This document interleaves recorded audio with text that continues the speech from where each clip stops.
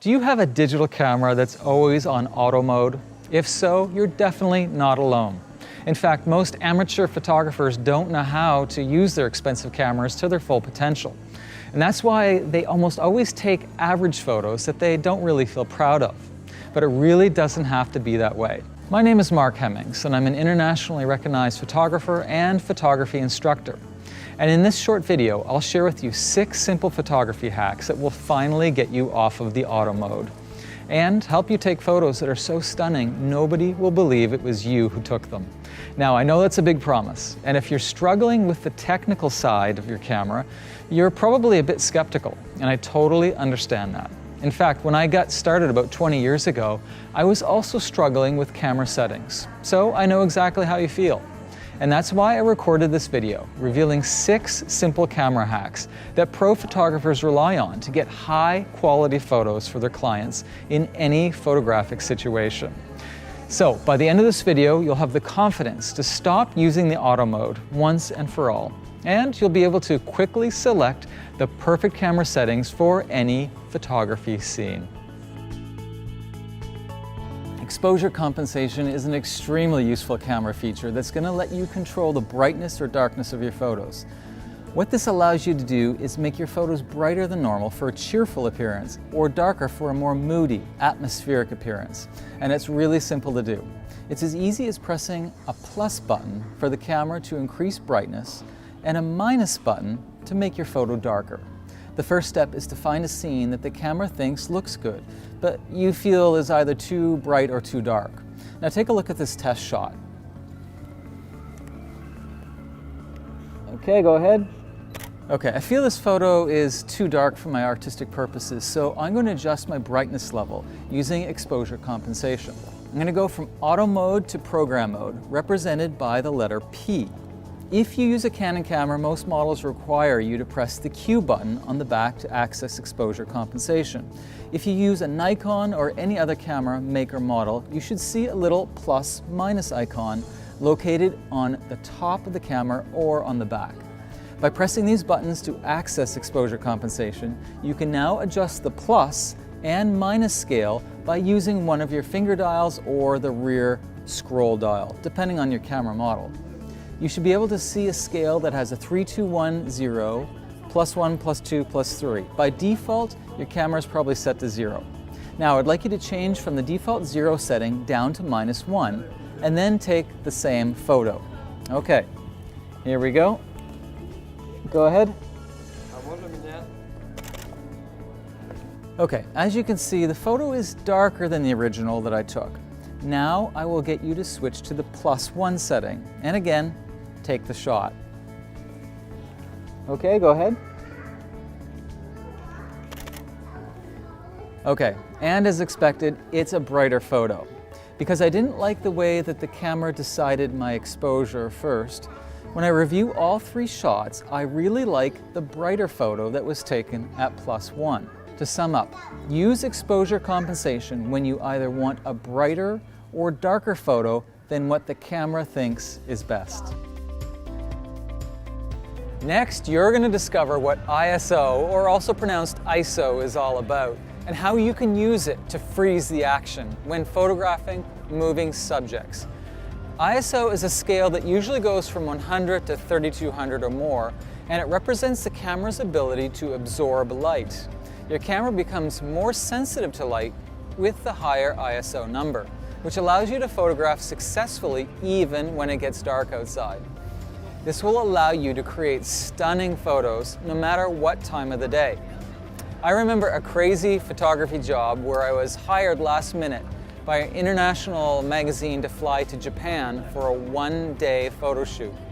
My task was to capture Tokyo street scenes, both in an artistic, abstract way and also just normal shots of life in the big city. Because the sun was setting and my ISO was set really low at 100, I was able to get purposely blurry photos. When I wanted to get normal sharp photos, all I did was increase my ISO setting from 100 to 1600, and this was the result, a good sharp image. When the evening light is coming and the light is getting lower and lower, by increasing your ISO, you can extend your shooting time even when it gets dark out. So by now you're probably wondering, how to access ISO on your camera? While each camera model has different ways of changing ISO, this Canon camera is a good example of how to alter ISO on a standard DSLR. If you're still in the program or P mode, you can stay there for now. Okay, now let's take a test shot. It's now evening and the light is getting really low. And I want to photograph these people walking past me. And I want them to be sharp. My ISO is set to the default for this camera, which is 100. Your camera's default ISO is probably 100 or 200. Okay, let's review. As you can see, my background is acceptably sharp, but the people are blurry. So to fix this, I'm going to switch my ISO from 100 all the way up to 1600, which will give my camera the extra boost needed to create a sharp photograph. Okay, let's take a look at the result. A good, sharp photo of both the background and the people.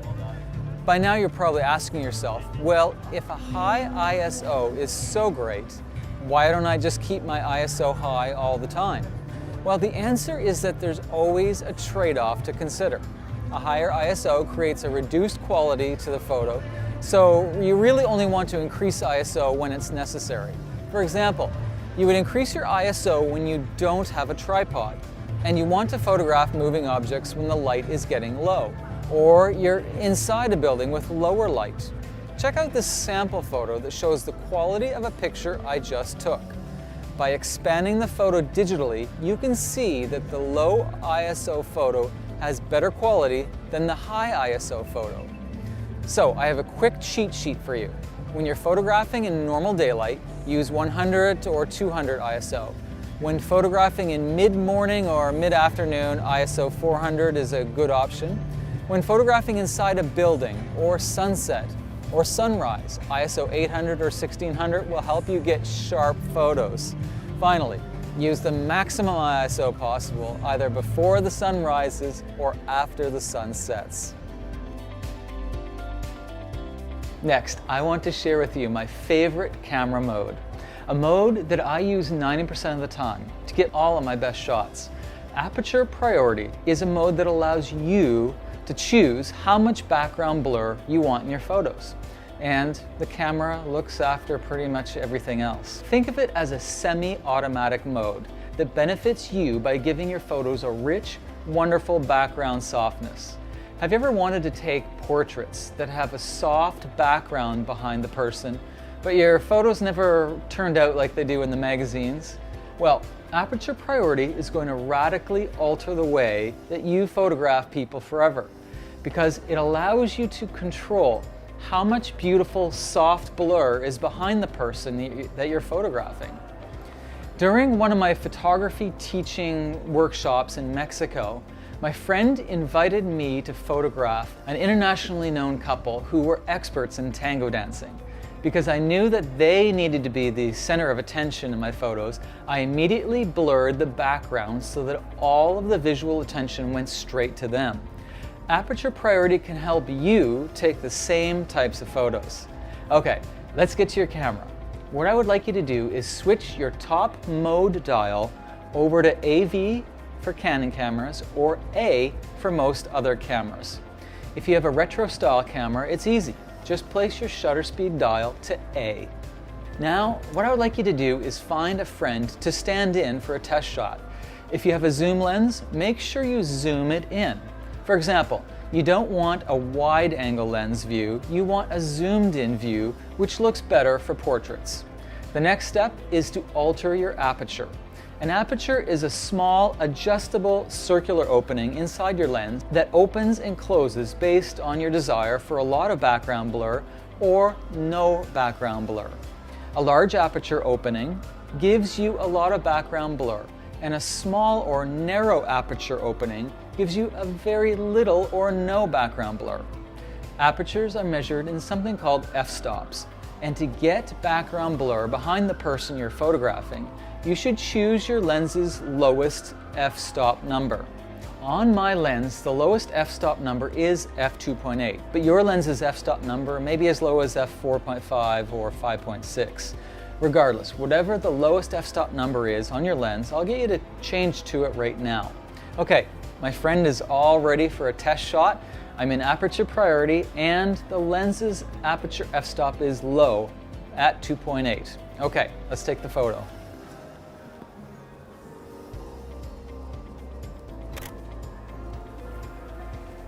Okay, let's review.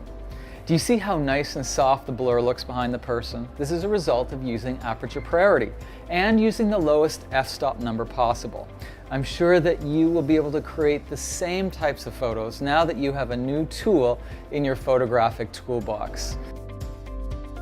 Next, you're going to discover why f8 aperture has been a favorite f-stop number of many photographers throughout the history of photography. f8 is when the opening of your camera lens's aperture is neither very large nor very small. It's sort of in between, halfway open, halfway closed. But how does that benefit you?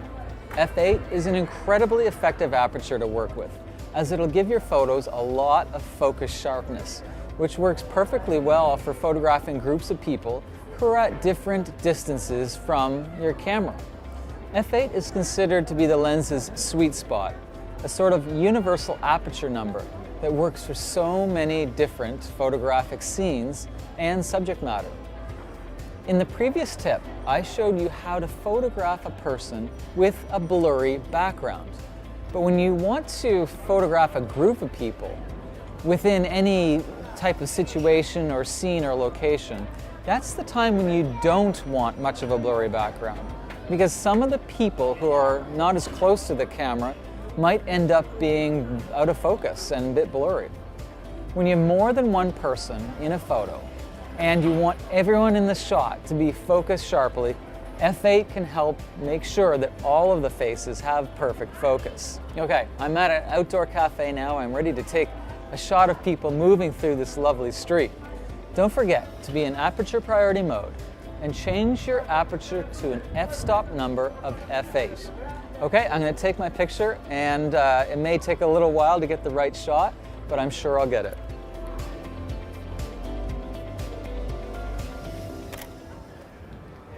Okay, let's review the photo. As you can see, everyone is sharp, and the background is sharp enough to see a lot of details, just the way I wanted it. f8 is a wonderful f-stop number to keep everybody sharply focused.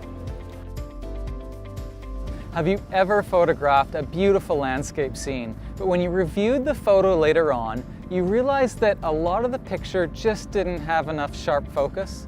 Well, the solution is to use a high f-stop number, which will ensure that both the foreground and the background of your landscape photo is nice and sharp. Okay, let's give this a try. I'm on a lovely riverside right now, and I want to practice capturing as much of the scene with sharp focus as possible, both the green grass in front of the camera and the land on the other side of the river. So with my camera still on aperture priority, I'm setting my f-stop number to f16.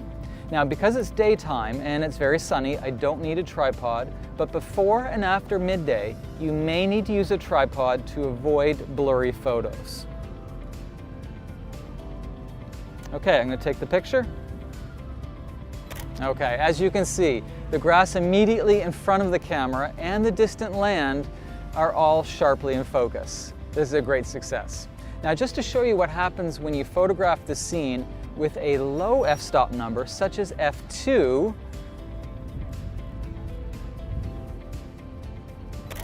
now as you can see, the photo doesn't look as good, because landscape shots really require sharpness both in front of the lens all the way to the distant horizon. That's what happens when you shoot with a low f number in a landscape setting. So to sum up, when you're photographing landscapes, try a higher f-stop number, like maybe f11, f16, f22, which will allow you to get sharpness both in front of the camera, the foreground, and all the way to the distant horizon.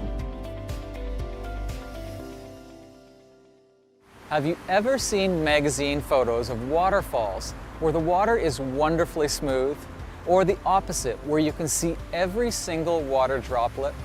Shutter priority mode gives you the creative freedom to manipulate the capture of water, smooth and silky, or clearly defined.